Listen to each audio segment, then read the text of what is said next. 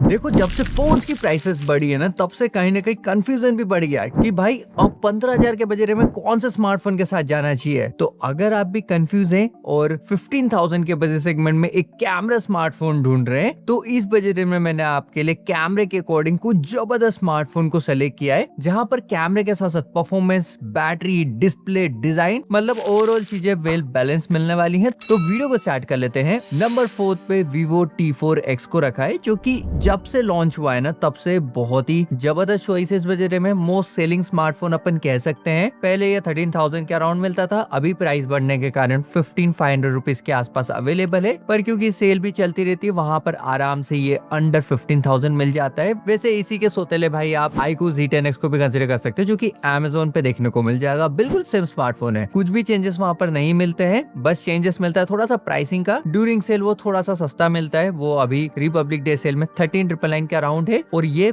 14,500 rupees के around मिल रहा है। बात करोगे स्मार्टफोन की, तो देखो बिल्ड क्वालिटी पॉलीकार्बोनेट वाली मिल जाती है, बैक में मैट फिनिश मिलती है, इन हैंड स्मार्टफोन अच्छे फील होते हैं। फ्रंट में यहाँ पर एक फ्लैट पैनल है 6.7 इंचेस की, ये एक फुल HD प्लस डिस्प्ले है। IPS पैनल है, जहाँ पर 120Hz का रिफ्रेश रेट मिल जाता है, जहाँ पर 120Hz का रिफ्रेश रेट देखने को मिल जाएगा। 1050 निट्स की यहाँ पर हाई ब्राइटनेस मिल जाती है, जो कि इनफ है, इंडोर या आउटडोर कोई भी दिक्कत नहीं आएगी। हार्श सनलाइट में थोड़ी सी ब्राइटनेस कम फील हो सकती है, बाकी क्योंकि IPS डिस्प्ले है तो साइड माउंटेड फिंगरप्रिंट स्कैनर भी मिलता है। अभी अगर बात करें कैमरे की, तो देखो 50+2 मेगापिक्सल का डुअल कैमरा है, अल्ट्रा वाइड एंगल कैमरा यहाँ पर नहीं मिलता है। पर जो मेन कैमरा है वो एक अच्छा कैमरा हम कह सकते हैं, हर लाइटिंग एडिशन में अच्छी फोटोज क्लिक करता है। पर क्योंकि Vivo ब्रांड की तरफ से भी है, तो कुछ कुछ फोटोज कभी कभार थोड़ी सी वाइट साइड ज्यादा रहती है, थोड़ी ब्राइटर फोटोज क्लिक करने वाला है। फ्रंट में भी यहाँ पर सिर्फ 8 मेगापिक्सल का ही शूटर मिलता है, जो कि नॉर्मल डे लाइट में या फिर नॉर्मल लाइटिंग कंडीशन में अच्छी फोटोज क्लिक करेगा। पर अगर आप थोड़ी लो लाइट में खींचेंगे फोटोज, तो नॉइज थोड़ा सा ज्यादा कैप्चर कर सकता है। ओवरऑल कैमरा यहाँ पर ठीक ठाक सा देखने को मिल जाएगा। अभी अगर परफॉर्मेंस की बात करें, तो MediaTek का Dimensity 7300 वाला प्रोसेसर मिल जाता है, जो कि ना तो ज्यादा इतना पावरफुल प्रोसेसर है और ना ही अंडर पावर प्रोसेसर, मतलब आपको मिड रेंज की परफॉर्मेंस मिल जाएगी normal day to day uses में, like social media, multimedia consumption, normal smartphone चलाते वक्त तो कोई भी यहाँ पर दिक्कत नहीं आएगी। बैटरी भी यहाँ पर अच्छी मिल जाती है 6500 mAh की। हमने multiple time battery drain test किया था और आराम से ये स्मार्टफोन 10-11 घंटे के आसपास सर्वाइव करता है। 44 वोल्ट की चार्जिंग स्पीड के साथ आता है, डुअल स्पीकर यहाँ पर मिल जाते हैं। और अगर फाइनली बात करें प्राइसिंग की, तो जब मैं वीडियो बना रहा हूँ तो 15,500 के अराउंड प्राइसिंग चल रही है। 500 रुपए का बैंक डिस्काउंट लगा के आराम से 15,000 के अंडर अवेलेबल है। पर जो रिपब्लिक डे सेल है फ्लिपकार्ट की, वो फिर से आने वाली है, तो ड्यूरिंग सेल ये आपको 14,000 से लेके 14,500 के आसपास मिल जाएगा। और अगर आपको किसी भी स्मार्टफोन को परचेस करना है, तो उसे मैंने ऑलरेडी प्रोडक्ट सेक्शन में टैग किया हुआ है। उसके बाद 8 नंबर 3 हमने Realme की तरफ से P4X को रखा है, जो कि रिसेंटली लॉन्च हुआ है और इस बजट में सबसे बेस्ट लुक के साथ आता है। देखो मुझे तो बेस्ट लगता है, एकदम मिनिमल सा डिजाइन है, थोड़ा सा जो सैमसंग की फोल्ड सीरीज है या फिर जो S25 एज है वैसा मुझे लगता है। ये भी पॉलीकार्बोनेट बिल्ड क्वालिटी के साथ आता है। बैक में यहाँ पर भी डुअल कैमरा मिलेगा, 50+2 मेगापिक्सल वाला, कोई भी अल्ट्रा वाइड एंगल शूटर नहीं है। और इवन फ्रंट में भी यहाँ पर भी 8 मेगापिक्सल का ही कैमरा मिलता है। मेन कैमरे से 4K वीडियो रिकॉर्ड आप कर पाएंगे, पर फ्रंट कैमरे से 1080p तक का ही सपोर्ट मिलता है। फ्रंट कैमरा कभी कभार थोड़ा स्ट्रगल भी करता है। मेन कैमरा अच्छा यहाँ पर मिल जाएगा, शार्प फोटोज क्लिक करता है, सैचुरेटेड फोटोज आती है, थोड़ी सी कभी कभार फोटोज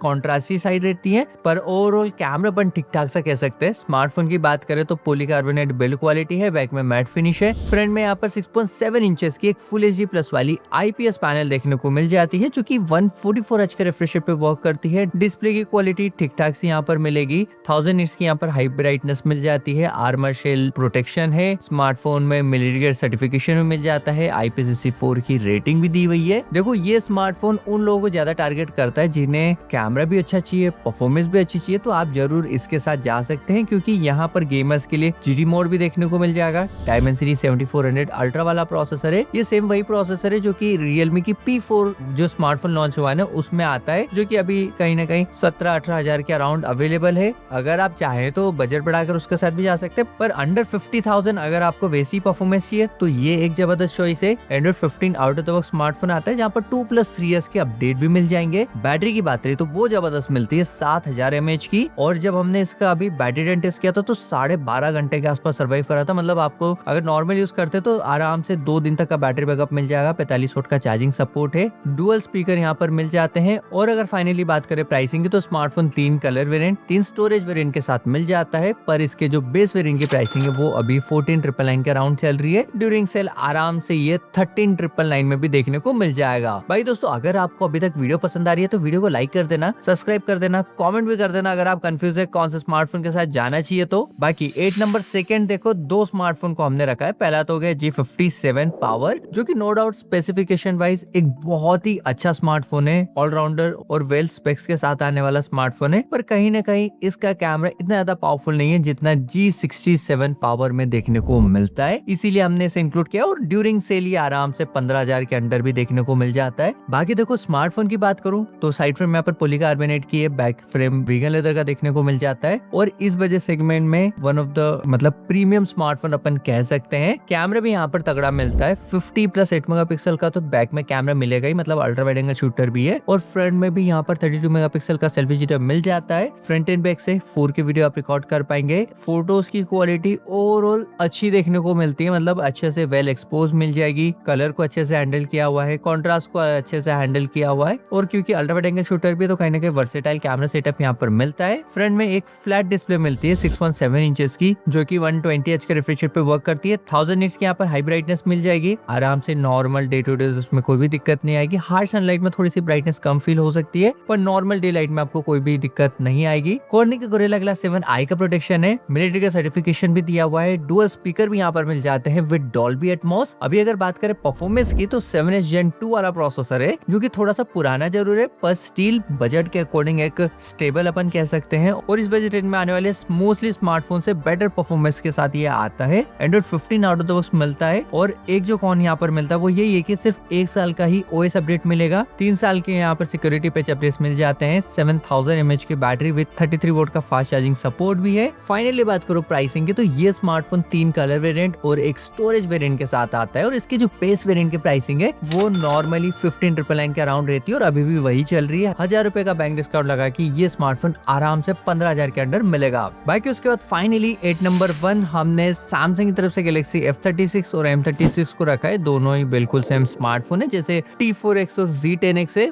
बात करो अगर F36 की तो देखो ये जो स्मार्टफोन है पहले 15,000 के अंडर आया था, अभी 15,999 इंक्लूडिंग बैंक ऑफर मिल रहा है। अगर आप बजट बढ़ा सकते हैं, मतलब थोड़ा सा अगर बजट बढ़ा सकते हो तो ये कैमरा के लिए बेस्ट चॉइस रहने वाली है। नहीं बढ़ा सकते हैं, सैमसंग डिवाइस चाहिए तो M17 भी एक अच्छी चॉइस है। पर अगर उसको रैंकिंग देनी होती तो वो स्मार्टफोन हमारे लिस्ट में लास्ट पे आता। पर अगर बात करूं F36 की तो इन हैंड देखो ये स्लिमर फील होता है। फिट एंड फिनिश यहाँ पर अच्छी देखने को मिल जाएगी। फ्रंट में 6.7 इंचेस की फुल एचडी प्लस वाली AMOLED डिस्प्ले, सैमसंग ब्रांड की डिस्प्ले, तो क्वालिटी जबरदस्त होनी है। बस एक अनहोनी के साथ जो कि है इसका ड्रॉप नॉच डिस्प्ले। ये चीज कहीं ना कहीं अब सैमसंग को हटा देना चाहिए, जो कि थोड़ा सा पुराना लुक देता है। बाकी उसके अलावा 800 निट्स की हाई ब्राइटनेस मिल जाएगी। गोरिल्ला ग्लास विक्टस प्लस का सपोर्ट है। साइड माउंटेड फिंगरप्रिंट स्कैनर के साथ ये स्मार्टफोन आता है। कैमरे की बात करूं, बैक में ट्रिपल कैमरा है, 50 प्राइमरी है, 8 अल्ट्रा वाइड और 2 मेगापिक्सल का एक यूजलेस सेंसर मिलता है। फ्रंट में 13 मेगापिक्सल का सेल्फी शूटर है। कैमरे की बात करूं तो ऑलमोस्ट हर लाइटिंग कंडीशन में स्मार्टफोन ने अच्छे से परफॉर्म किया है। स्काईज जो है वो ब्लूअर दिखते हैं, ह्यूमन स्किन नेचुरल फील होती है। कभी कभार थोड़ी सी कॉन्ट्रास्टी फोटोज भी क्लिक करता है, पर ओवरऑल मैं कहूंगा अच्छा है। अल्ट्रा वाइड एंगल कैमरा भी यहाँ पर ठीक ठाक से मिल जाता है। और सबसे अच्छी बात, फ्रंट एंड बैक दोनों कैमरे से 4K वीडियो आप रिकॉर्ड कर पाएंगे। परफॉर्मेंस की बात रही तो कहीं ना कहीं ये स्मार्टफोन परफॉर्मेंस यूजर्स को टारगेट नहीं करता है। अगर आपको बेटर परफॉर्मेंस चाहिए तो P4X सबसे बेस्ट चॉइस है। T4X उसके बाद थर्ड पे G67 पावर रहेगा और इसे मैं लास्ट में रखूंगा। पर UI यहाँ पर अच्छा मिल जाता है। अपडेट की बात करूँ तो एंड्रॉइड 15 के साथ आता है और 6 साल के अपडेट है, जो कि बहुत सारे फ्लैगशिप स्मार्टफोन भी नहीं देते हैं। बाकी सिंगल स्पीकर यहाँ पर मिलेगा। फाइनली बात करूँ प्राइसिंग की तो देखो ये smartphone 3 colour variant 3 storage variant के साथ आता है। और इसका जो बेस वेरिएंट है वो अभी के टाइम पे 16,999 के अराउंड चल रहा है। 1000 रुपए का बैंक डिस्काउंट लगा के 15,999 में मिल जाएगा। बजट बढ़ा सकते हैं बेस्ट चॉइस है, नहीं बढ़ा सकते तो M17 को आप सैमसंग की तरफ से जा सकते हैं, नहीं तो फिर G67 पावर भी एक अच्छी चॉइस है। मोटोरोला में बस एक ही प्रॉब्लम अभी के टाइम पे चल रही है, वो है इसकी आफ्टर सेल सर्विस और UI में थोड़े बहुत ग्लिचेस। बाकी एक चीज में बिल्कुल ग्लिच नहीं मिलेगा, जो कि हमारे चैनल का सब्सक्राइब बटन जैसे क्लिक करेंगे वैसे ही सब्सक्राइब हो जाएगा। और मैं मिलूंगा आपसे अगली वीडियो में, तब तक के लिए बाय बाय।